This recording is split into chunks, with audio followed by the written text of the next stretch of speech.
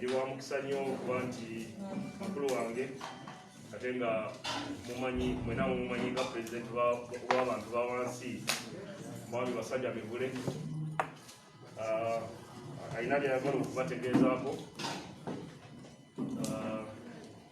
nga omanyi nti mwami Museveni yakola ensi eno yatuwa eddembe buli muntu waddembe okwogera kyayagala buli muntu waddembe okuvuma naye nga wabagamba ennaku wabagamba you have no right to abuse anyone. So mwami Basajja Mivule abadde n'ebikankana byabadde ayogera ennaku zino naye ng'ebikankana ebyo abadde abyogera oluusi lwa butamanya kati olunaku lukinga emu emabega yantuukiridde n'aŋŋamba nti alina ekitanga ekimujjidde alabye omusana era abadde asaba nzikirize abeera omu ku bantu abagenda okuwagira mwami Museveni. Yansabye n'aŋŋamba nti takyuse tavudde gyali tagenda kwegatta ku NRM naye agenda kuwagira mwami Museveni chairman wa NRM era candidate wa NRM mu kiseera kino era ne mukulonda kuno agenda kuwagira ekibiina kya NRM.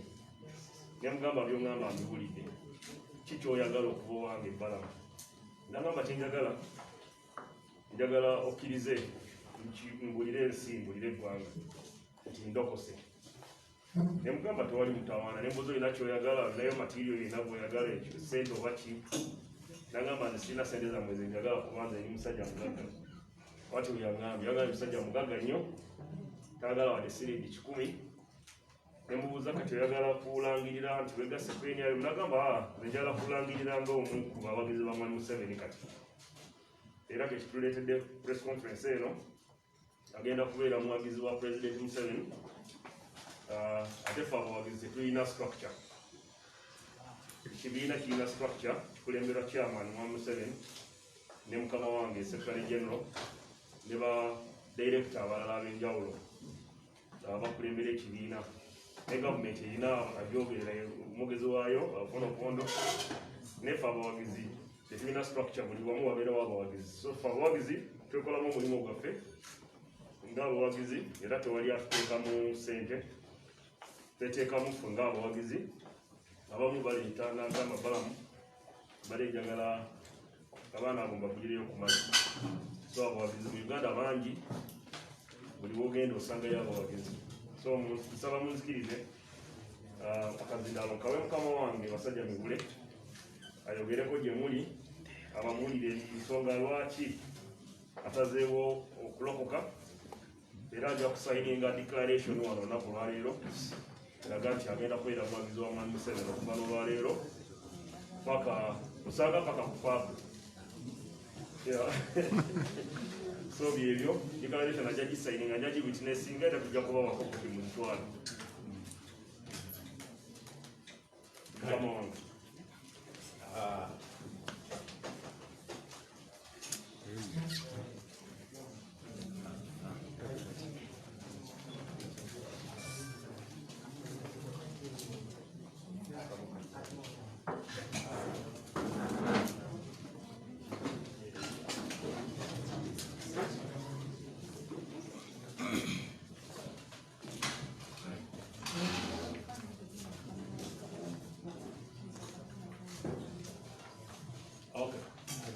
About the better word to use, let me call you land journalists.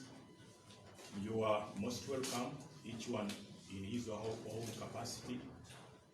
Partners in the struggle, as our politics is concerned, I felt the urge to guide, direct, advise, especially the youth, on the right path to take. Some of you, I believe you were, if I can guess right, you were about 5 years old, 6, 9, 10. So anyone who talks about a struggle and what we see is mere obscenity, vulgar language, abuses and insults, fake cartoons, pictures, bombarding the internet, and you call that a struggle.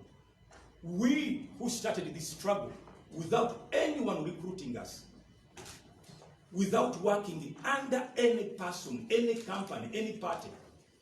No one pays us.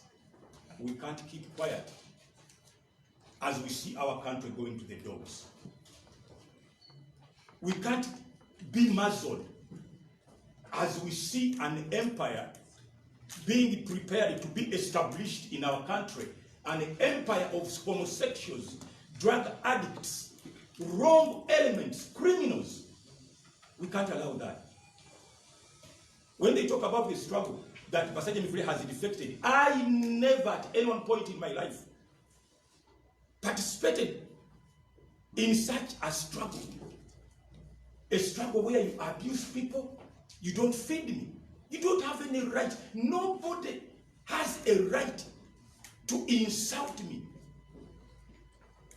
By my age and what I've done for my country, I qualify to be a statesman. Who are these goons and hooligans abusing people? I wouldn't attack them if they had kept their idiocy to themselves. But now that they want to spread their idiots to us, we will definitely pull out our clothes and attack them. We can't allow a kingdom, an empire, where a king is going to be installed, and that king, you don't advise him, you don't talk about him, you can't blame them. The moment you criticize them, you deserve to die. We have criticized Mr. Museveni for over, at least for myself, I have criticized Mr. Museveni for over 20 years. Even before Dr. Besigye, I was the only radio presenter in this country, the only one, it's on record, who determined within myself to fight this government. The only one. We were told a presenter must be neutral. I refused that. I was the only person in this country to fight a regime as a presenter.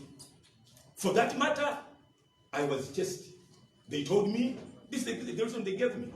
We told you, don't talk about Museveni. Now, there is a lot of fire from above. We told you, don't criticize the president. Now, please, you go. And I said, okay, let me go and do other things. I lost the job. These people of yesterday, to tell us they are in the struggle, exhibiting nothing but mere stupidity. We have our cultures. We don't blot out obscene languages publicly. I was so annoyed when I heard someone who said, we have Bobi Wine's spokesperson, Eddie Kenzo, Olinge Bundi Omukazi. Nobody talks about it. When we come out and we say, please, that's not the language we are supposed to use if we are in the struggle. They invade the internet. They attack you with every manner of obscenity. Please, this is the question I raised to you. Is this the struggle you are talking about? So I refuse to worship a king, any other king in this country. I don't ascribe to Bobi Wine's kingdom, where they are planning to install him as the omnipotent, omniscience, the only wise person, the all-knowing God. You talk about him, people want to cut off your head. They talk about Mr. Museveni. But we don't see any reprisals from the president. They are free to criticize the president. Now, who is Bobi Wine, really? Who is he? I have a verse I read in the book of Isaiah where God was saying, please, my people, come, let us reason together. If God tells us to reason together with the living, who is this Bobi Wine? And by the way, I wouldn't be having a problem with Bobi Wine. But his people, why Why do they insult us? Why do they speak lies against us? And he keeps quiet. That's where my problem with him is. They said we are his people. And what were his spokesperson? Lumbuye, Pen, whoever. Why do you keep quiet? Why don't you have a press conference like this one and you say, those people, we don't know them. Or we know them, but the line they are trading, please, we disassociate ourselves with whatever words they speak. They are keeping quiet. So, I'm determined to crush that kingdom. A kingdom which is notorious than that of Idi Amin. Whoever opposes them, whoever does not ascribe to their party deserves to die. They have been, they have been inciting their goons to come and attack me from here. That's why you see the policemen there. Attack me for what? Simanya, Uganda.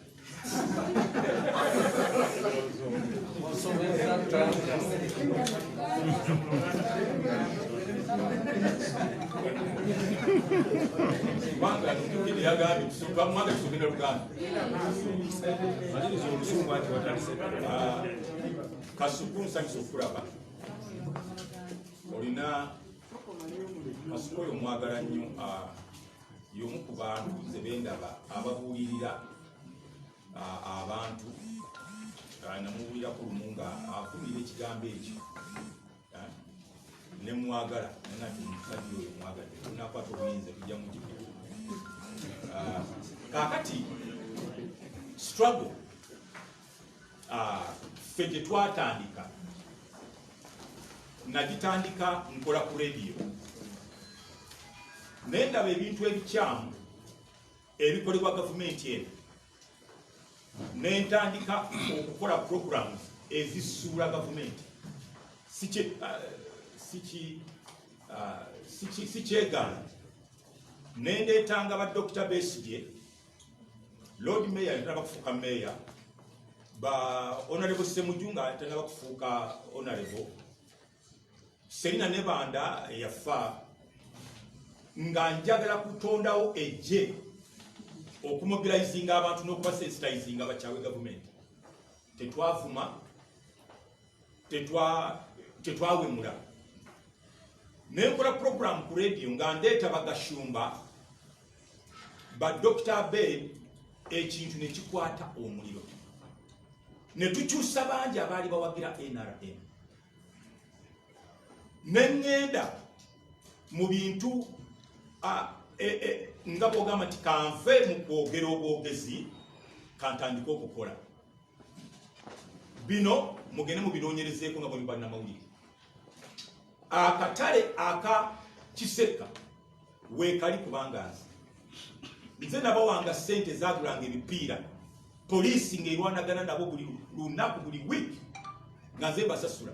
Tutaasa akatale ak'abantu omusajja omu Kano alimu katwala. Nze kikyempita struggle. Nensala nengenda Nakasero. Batwala akatale kaabwe ne bajja ekiro ssaawa 8 ne bajjamu enzigi. Basengula abantu. Ne bantuuza mu Grand Imperial Hotel. Ne bambuuza nti oyagala ki? Nga waliwo box 3 buli emu erimu $3,800,000. Ne mbagamba nti abantu abo bwe bavaawo bagenda kututta balagawa. Nenvaayo olw'eggulu sente ne baziwa abakulembeze bw'akatale ne bangubira amasimu nga banduulira ffe tuzitutte. Nenkunga abaasigalawo abawansi bonza abakulembeze baliddemu olukwe tebajja katwala. Nenkera ku makya nengula seminti nengula omwiko ne tuzzaamu enzigi. Erinnya lya president awo lyatandikira n'omusajja yali ntuuma bamukuba amasasi naafu. Struggle ki bano gye boogerako? Struggle bayakolera abantu. Mbandi ku TV nendaba abalunnyanja nti bayingira mu mazzi mwe beeyambira. Netandika campaign ey'okusonda seminti tusimire abavubi toilets gyeziryeyo mpitirivu zetwasima. Mpuliriza ebigambo byabwe ne bagamba nti ebyennyanja biweddemu tetumanyi kye tugenda kukola. Balifubye obwennyanja obuto.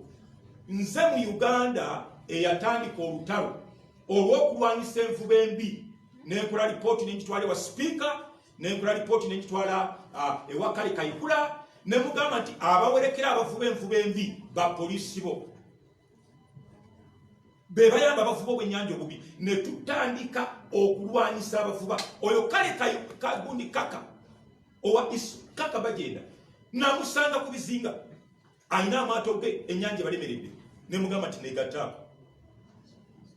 Netandika okumukyazanga every Tuesday mu programu zange ku radio. Ne tusondanga ssente nga Kaka yazituwa n'abalala.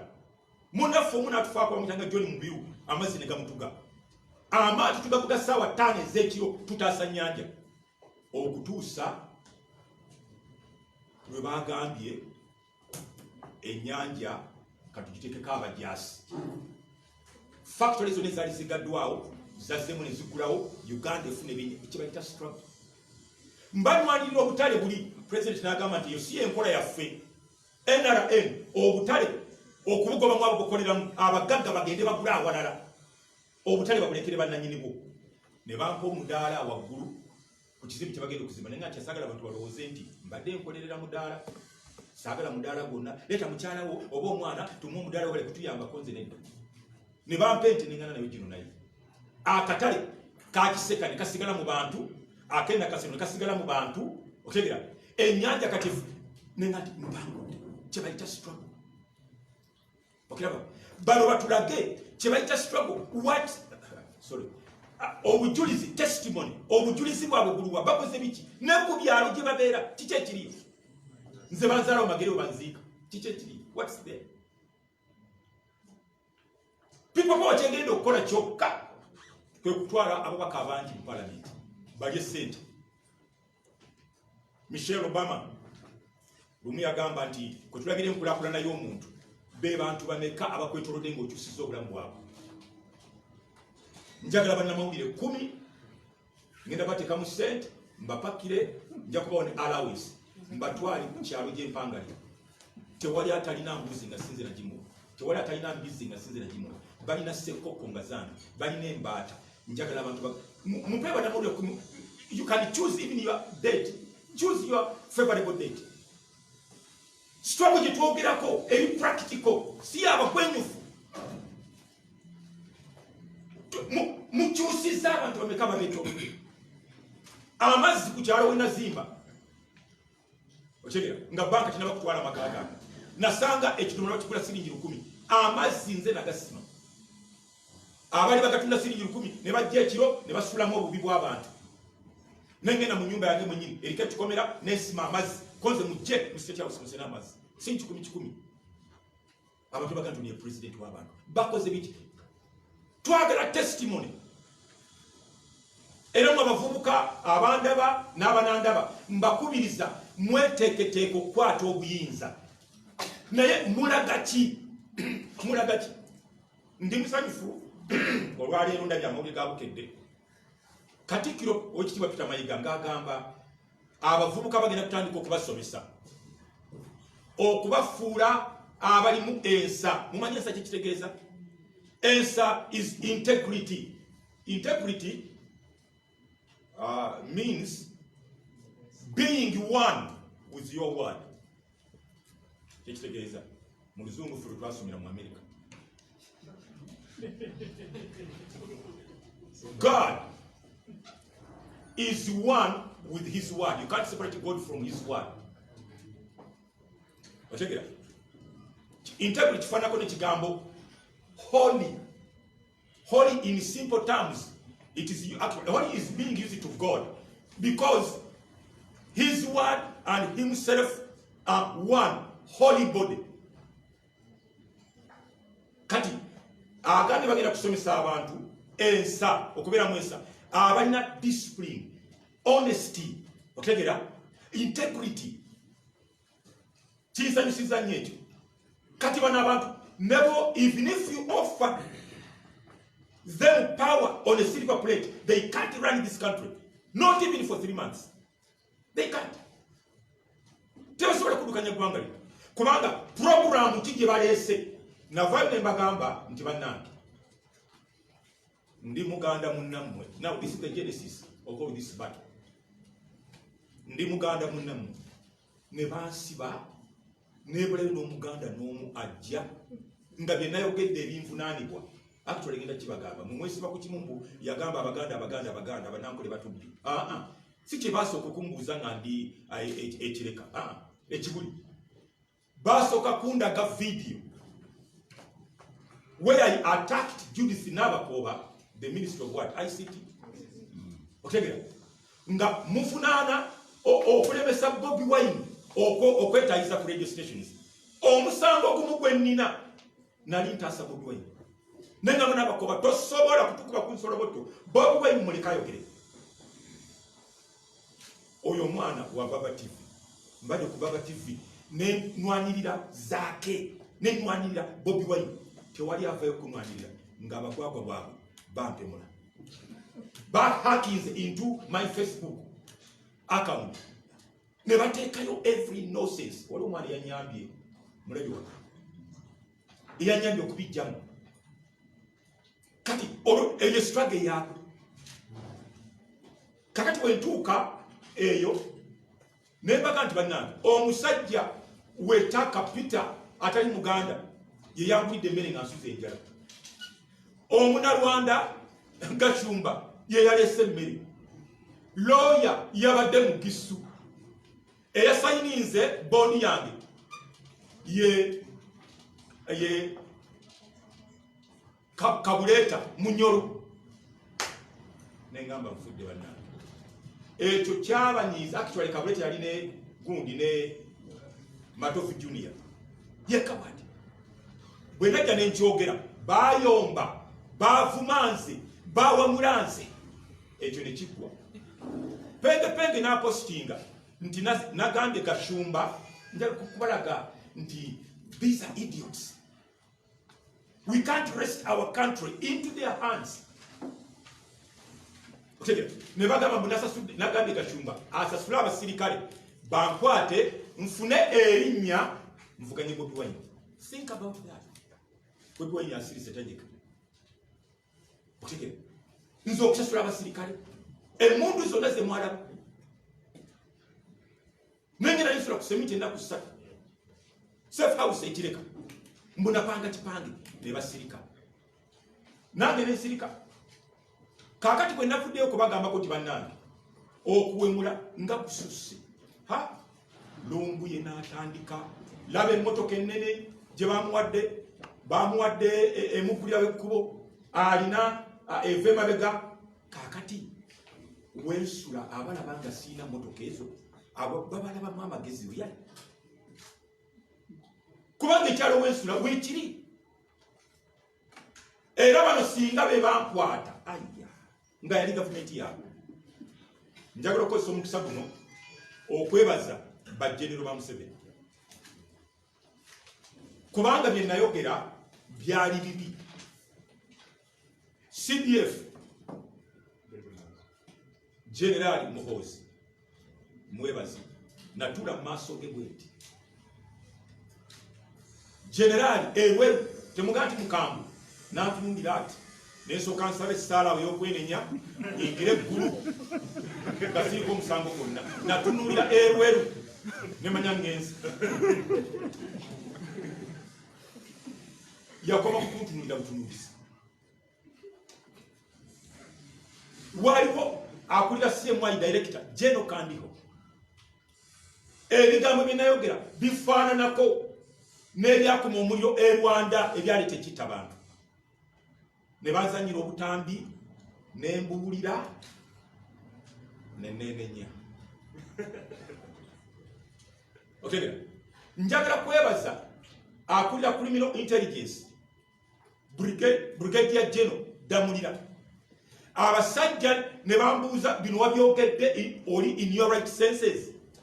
Ne baga nti ye naye tusooka genda maaso kutuddemu kiri wabadde otegera ye naye mu nsonyiwe nga njagala nkateekewo mangu ako mpone ekibaba abasajja tebalina kye bankola ne bambuli ne bansomesa engeri ranks gye bazifunamu naddala brigadier Damulira brigadier General Damulira yakola kinene nnyo General Kandiho yakola kinene ranks engeri gye bazifunamu nandaga obubi obuli mu bye nayogedde otegera ngenda okuvaayo okufuluma nona amasimu gange ntambula noonya wentandikira nga Lumbuye akiikirira People Power bamusanze ne bamutwali wa president ayina president twakoma mu kangite counseling ba counseling bu counselings nti bino byabulabe eggwanga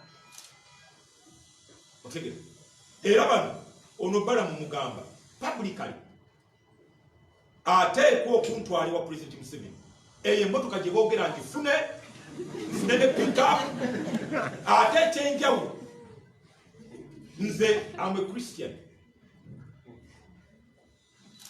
I stand for Christian values.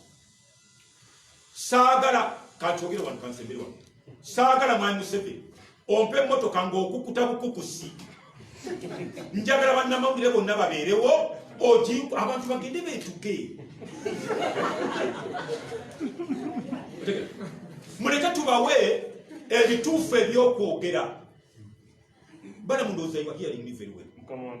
Gamba mukamaawo emmotoka baba bagimpa njagala abewandiisa lyo bana mwewandiise betunatwala sijja gendayo nga ndi bwomu njagala bagimperera ng'ensi yonna eraba tulabe omusango gwe ndibanzisizza njagala nnyo okukyusa obulamu bw'abantu otegera bwe bangoba nja gikozesa okusomesa abantu okuva mu bwavu bwe bangoba ku radio nengamba katuyamba abantu okubajja mu bwavu nayinanga program buli wakubiri ng'eyamba abantu kuva mu bwavu nentegeka omusomo emisomo gyonna gye mulaba tewabangayo abalimba ndi ku Bukedde kati tokunjiraba gundi Dembe KTV NBS actually Salt TV tubebaza batutaddeyo live tuli live ne NBS tuli live kati otegera tewabangayo alimba ensi vision ey'emisomo gy'omu bisaawe young that's my brainchild kyentuta struggle People Power jatulaga byekoze nze natandika okutegeka omusomo mu kisaawe ky'omupiira nga mpakanya nuts okusomeseza abantu ku lubaawo nengamba buli kyensomesa ngenda kireeta nendeeta embwa nendeeta obumyu nendeeta seedlings endokwa ez'emiyembe endokwa ez'emicungwa endokwa ez'obutunda nendene makerere nenfuna badokita naluyimaabo Dr. Mukiibi netuleta omusajja yava Kenya netusomesa abantu okulundira ebyennyanja mu biveera okulundira mu kafu akafunda biki omusomo gwali massive nekutandika nempaawo CBS nempita jangu oyamba abantu basabasajja Kabaka negenda ku CBS nensomesa emyezi esatu nsana na kiro netukuba omusomo gwa pewosa iwankulukuku abo tebanjogerako birungi mubaleke Katonda bwe balirokoka baliyogera amazima kintu kyange kya mutwe gwange pewosa yaliyo ngeri mu bwalo yalo nebagamba tubekisaawo nebagamba sente businafire nkonzi sijja kudda nensomesa abantu nemobilizinga abantu bajje tubayigiriza engeri gy'ogaggawalira ku lubalaza mu kisenge kyo emanju netukuba nze nali coordinator nze mobilizer nze MC nze biki nenoonya abanayolesa emiyembe biki nga nebakasa musanvu gw'ekiro netubenda ku musanvu engudo neziggalwa pewosa netandika kati ya buli mwaka awo kabushenga wa New Vision watandikira nebagamba this is the way to go vision nekibaka nempulinga out ng'abasajja balina sente empitirivu bakola emisomo ate gyabwereere nenga nti bano bazze n'amaanyi n'enkita netandika okusomeseza waka naye nga nkizadde I gave birth kati owulira emisomo gy'ensenene emisomo gy'ensega simanyi emisomo gyati bonna boza mu kintu kyange so twagala okulaba People Power kikyeraga testimony eriwa omuntu anakyusa ensi that's why people keep calling me president w'abantu the testimony is there abantu basomesa butiko simanya miyembe biki tebyaliko otegera so njagala kubagamba nti buli muntu yenna ayagala okulonda ng'aleeta gavumenti egenda okukuuma obulamu bwaffe n'ebyaffe etukulaakulanye totekwa kulonda people power terina agenda terina manyi banamawulire mwagala nnyo okubuuza walidde mmeka temukkiriza mu bantu balina independent minds otegera nze gwe mulaba wano ebibiina ebyakatandika byonna bimpisa buli kibiina kyomanyi kyakatandika kabeere jjemu bonna tudenda beetaaga brain y'abasajja mu bibiina byabwe so siri mugwagwa siri mugwenyufu tetusobola kuddira ekibiina ekirina abantu abagwenyufu bino babimpeereza kuva Turkey kambibaga kumakya this morning kambibaga mubyetaaga nibwe nakoma wanga bino mugenzi nabyo lumbuye ekyalo gy'abeera bakiyita jebeje jebeje is CEBECE ne bwe bakiyita jebeje katawuni bakayita Sultangazi ekibuga Istanbul ali Turkey omulimu omukulu gwa kutunda abawala bannayuganda ng'abaguza abawala oyo ayogerera people power yavuma abantu olya omulimu omulala agenda mu kabuga ke bayita Semuti we wali bamalaaya abatabike United Nations of bamalaaya awo wabeera bali bwe yamala obbabba n'addukayo kakati abawala abagamba nti buli musajja akwebakako njagala percentage bweti bamalaaya bamuyimirizaawo oya ya championinga struggle ya people power muloza tuli bakuba ddala. When you are caught in a situation between a stone and a rock and a hard stone, what do? Hokorachi.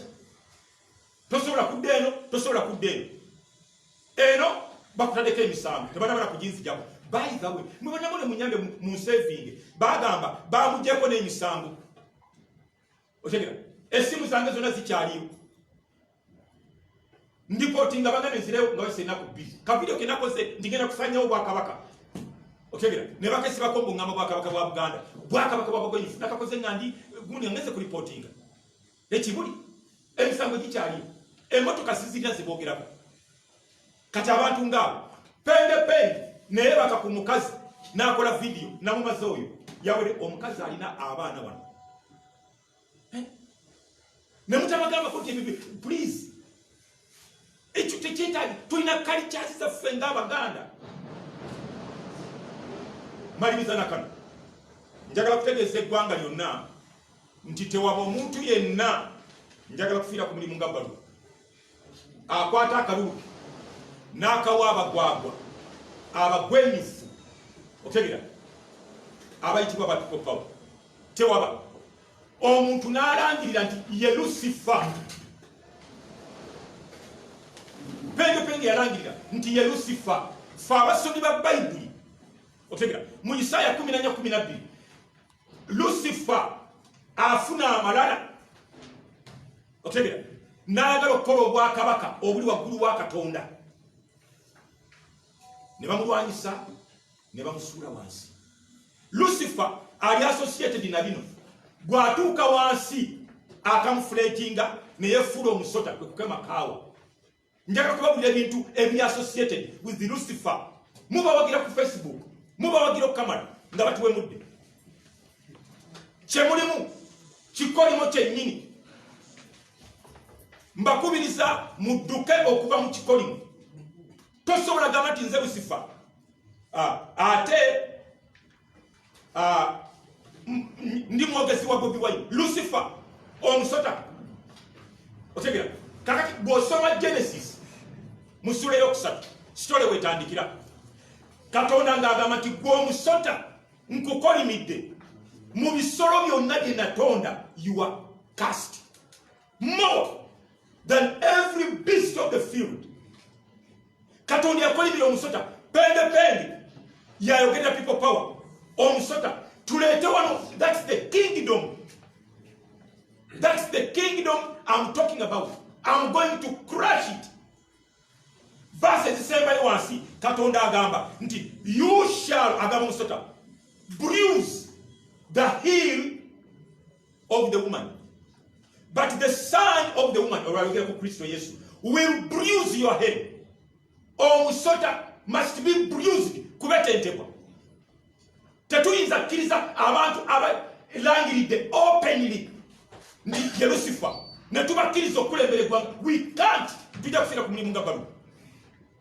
Ne ngamba nti kakati Mwami Museveni alina ebibi bye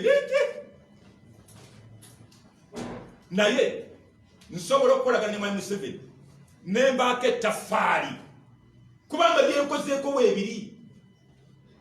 Otegera ne mbaako ettaffaali lyenteeka ku ggwanga lyange.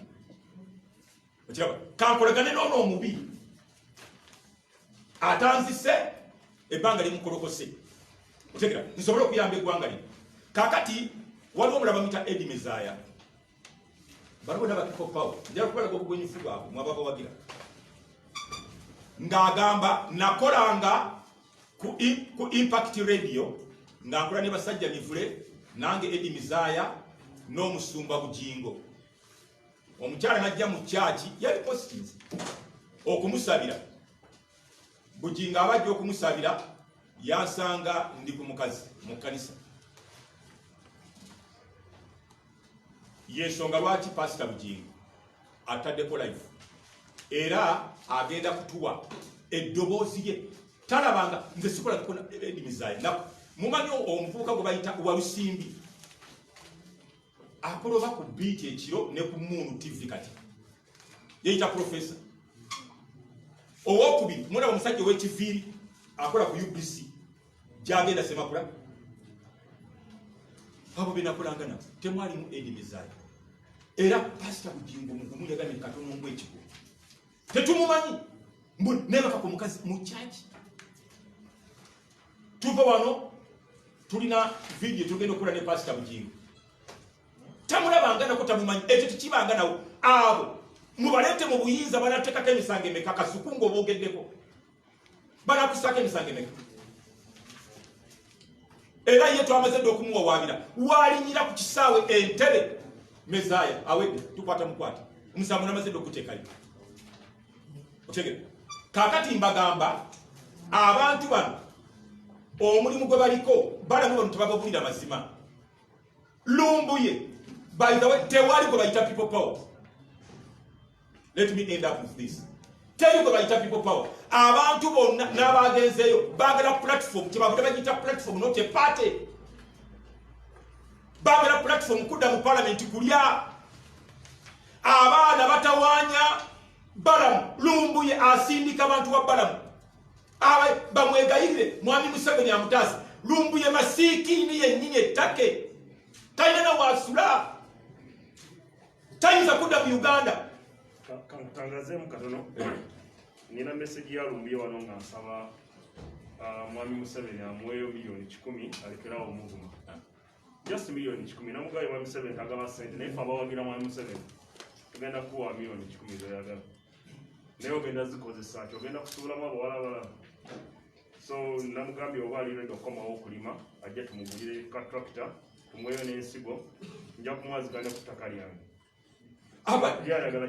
Abantu bamugamba nti bali mu struggle. Bantu baagala sente bali bubi.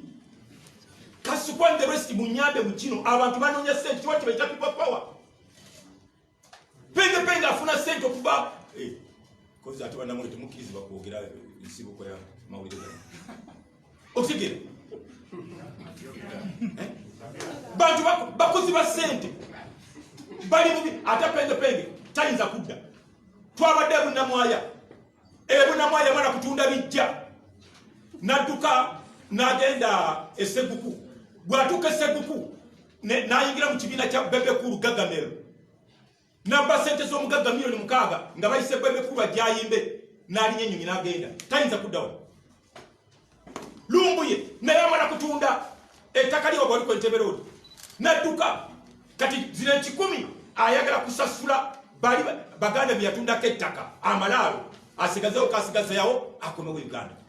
Abantu tebali mu struggle. Simanyi how I can waken up remove the veil of your brains and minds.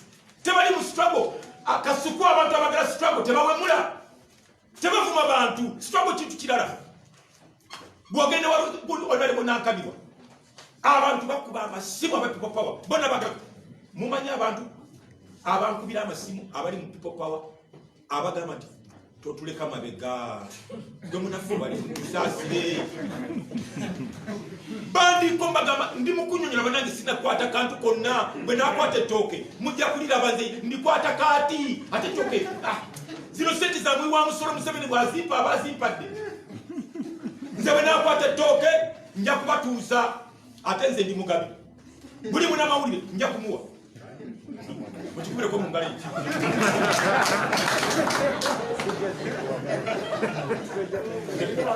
bonna abanajja press conference njagala bampe emotoka ngebesomesa abantu mbayigiriza okuva mu bwavu. Mwami Museveni sebo nkwegaseeko sigenda kuyingira mu kibiina kyo kya NRM naye byenjagala okukolera eggwanga lyange mmanyi osobola okunyamba okubituukiriza. Njagala ompe emotoka eyo ontereko ne pick up eringira eri mu nnimiro lino lyange lyenvugamu nga ngenda ku TV okusomesa abantu naye olimpeera mu lwatu openire nga bannamawulire bonna we bali. Saagala sente zo siri musajja munaku nze singa okwambala ku Kampala nina suuti 11 nina peya zengato 67 otegera nina esaati 324 that nobody can deny that. Nze sidda mu suuti mu myezi 2 ne batekala kafaananyi laba omuzigo wasula otegera sambala ngateka wansi wa mitwalo 4 ne bakuba akazigo mbusula mu kazigo.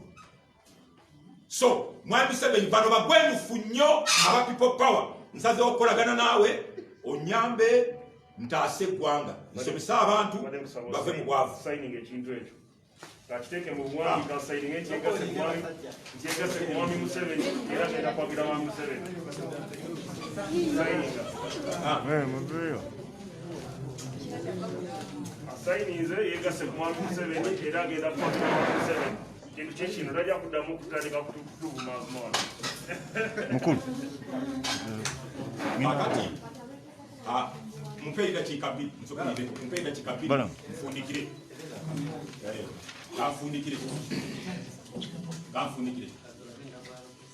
kanfundikire please. Kino nakyo kikulu nnyo. Njogera eri abazadde mwena abalina abaana bwe muwagira people power bagenda kutondawo obwakabaka obw'abasiyazi kubanga babiwagira oyo bino waali bagenda kutondawo obwakabaka obw'enjaga otegera kubanga bajagalira baginywa oyo bino waali otegera bagenda kutondawo akabaka waabwe nga buli amwogerako alina kufa. Lesbianism abakazi okweyagala mu masomero nga headmaster gw'obanga tokkiririza mu bisiyaga tofuuka headmaster. Era police egenda okubeerawo mu gavumenti ya people power tekujja kuba musango omuntu okusiyaga abavubuka abafe mu masomero ng'abasomesa basiyaga abaana mu masomero teri police ekwata teacher oba headmaster n'emufunaana. Abaana abawala abagwenyuse nga bwe bagezaako okuyigiriza abaana mu masomero abawala n'abawala okwesiyaga nga teguba musango. Obwakabaka obwo nteeka okubusaanyaawo. Tetuyinza kukkiriza Bobi Wine bamutondewo nga tagambwako. Stella Nyanzi gy'oli yonna nkwebaza yagambye siyinza kulwanyisa Museveni ate nendeeta n'akyemalira omulala n'agamba nti eyo ddiini ngivuddemu sisobola kuwakipinga muntu munana. Dikiteta mubi nnyo aleka abantu ne batuvuma nga tubagambako.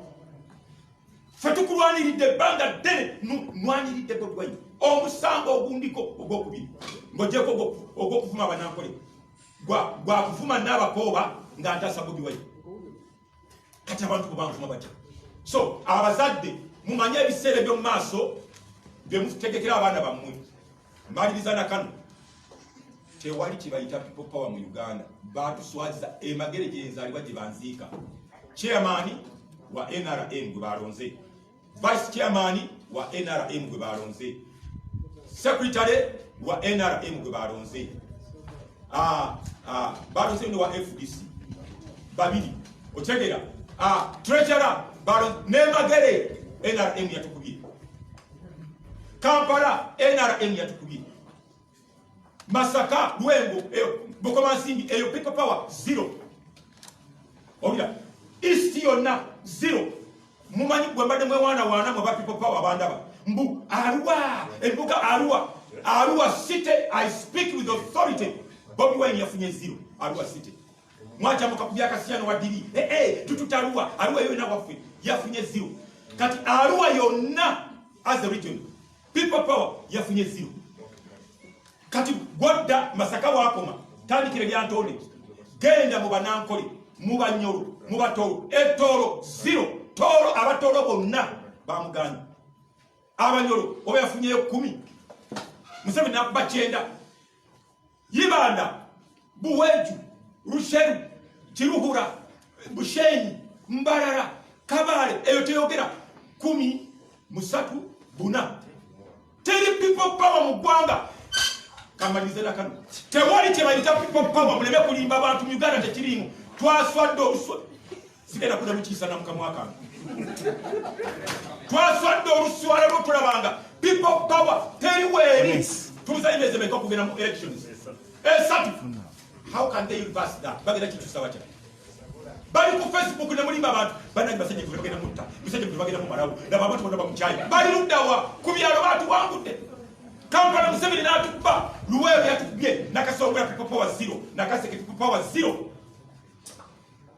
aba people power gye bava Masaka yafunye 0 sige buli wa musiro kati people power lirudawa Bobi Wine tegeka chono gamba abantu 221 njagala bannamawulire wano 10 otegera ngenda balaga ente 2 mwabaga musula mukazigo senga mumanya amata g'entunda olunaku sente zenfuna toyinza kweteka mwami Museveni n'omwekikamu ng'oli munaku ngenda batwala ku kiralo kyange ntaddewo ente 2 ze banaalya nga batuwangudde otegera lumbu ye n'abika kabaka bogus people n'agamba kabaka bamwadde obutwa ensi yonna neyasamirira nekyankalana lwaki mukkiriza bantu abali fake n'ateka ebifaananyi nga batwala emmotoka basitadde ku boda mbu kabaka bamusaze ensalo n'avuma Katikkiro kutwagala kabaka waffe okabaka waffe mwamuse kabaka bwe yazuuse nti gyali mulamu zino embisi za people power zonna zasirise musirisi bali ku muntu omutegeevu gwe bavuma tebasobola gamba balinawo emakinge bangamba nti lumbu yabeera wano emigo gye twandimukubye n'obika kabaka wa Buganda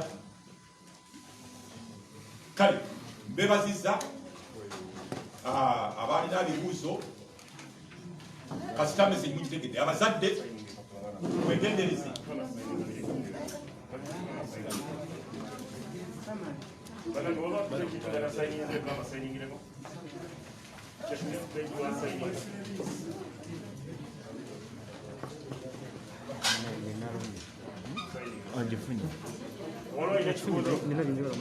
Bala mutolina kyo tugambayo. Bannaffe tetugenda kukoma ku ono yekka. Tetugenda kukoma ku mwami Basajja Bigule yekka.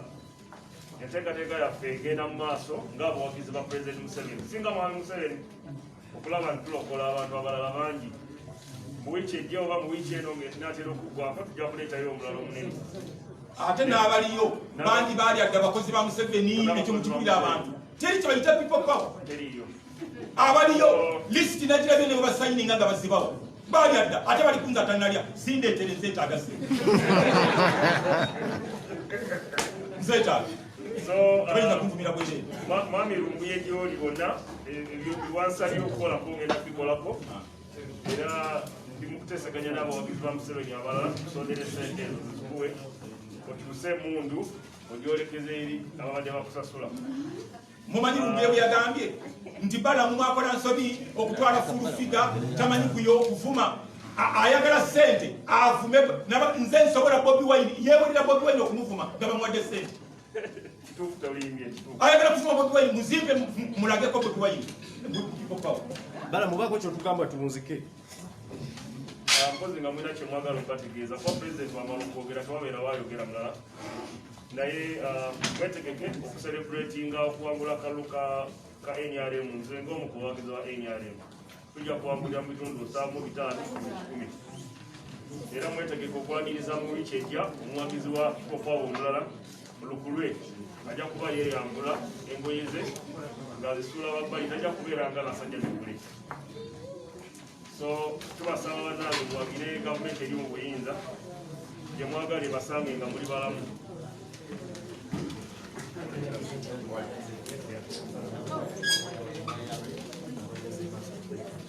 Mujja kuwa mwami mugule obudde agenda kukola interview ekyagenda maaso ku NBS.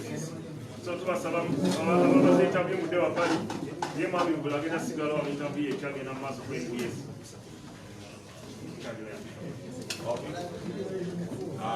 nziramu nate okwebaza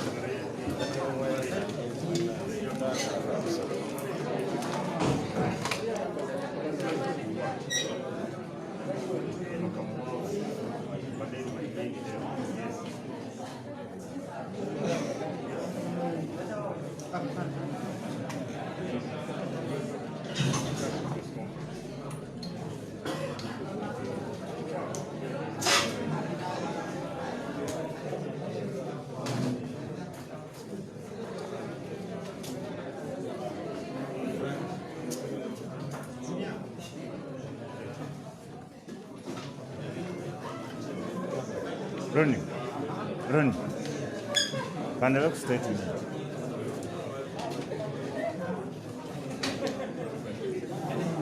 Yeah.